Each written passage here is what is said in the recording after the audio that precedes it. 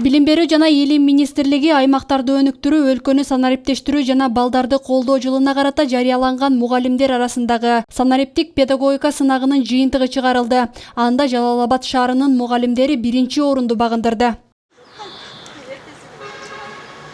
Фуркат Пиримбердиев дал ушул сынактын жеңүүчүсү. Ал өлкөдөгү 541 мугалимдин ичинен биринчи орунга жетишкен.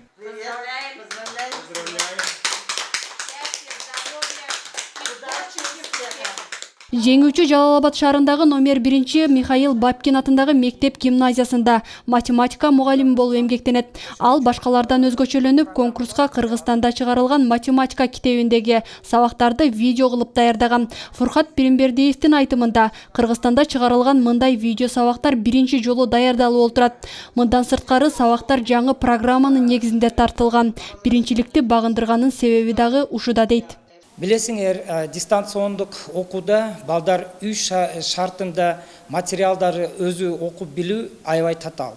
Ошон үчүн биз ошол 4-чү чейректи материалдан жалпысы татаал материалдарды тандашка аракет кылдык. Биздин утугубуз менин оюмча ошондо деп ойлойм. Жеңүүчү 20 жылдан ашык убактысын педагогикага арнап келет. Ал эми балдарга математика сабагынан 10 жылдан бери билим берип келет. Ал окуткан окуучулары арасында республика боюнча биринчиликти багындырган окуучулар арбын. Республикага барып, Жалал Абад областы күркөрөтүп, биринчи месттен алып келди. Олимпиада Искөлдө болуп, ошол жерден грамота менен, кубок менен математика биз Жалал Абад шаарыбызда аябай күчтүү окутулуш боюнча сыймыктанып, биз Жалал Абадка жарык жүз менен кайтып келдик.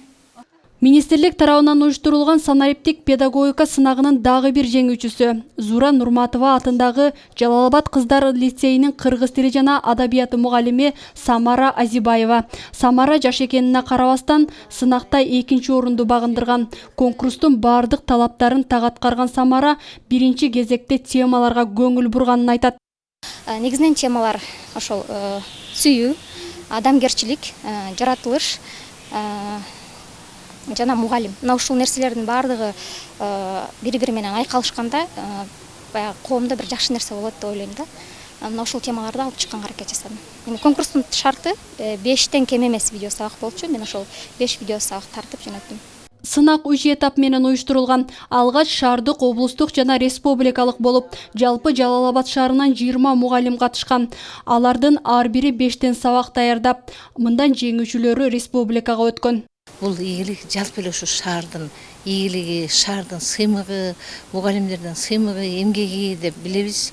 Бул мугалимдердин күнү түнү даярданып жаткан эмгектери, биздин эң негизги максатыбыз бүгүнкү күндө ушул окуп жаткан окуучуларыбызга өзгөчө ушу аралык мезгилинде балдарды туура түшүнүп, ата-энелерге жардам берип, ошол аралыктан ушул балдарыбызга жетиштүү сабак берип, билим, тарбия берүүнү көздөдүк.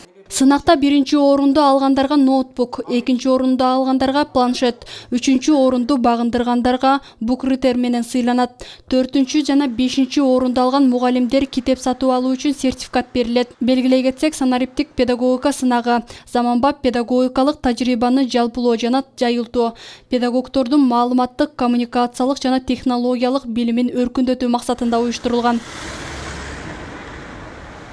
Жаңылай Болотбекова, Маматкадыр Маматалиев, Жалал Абад шаары.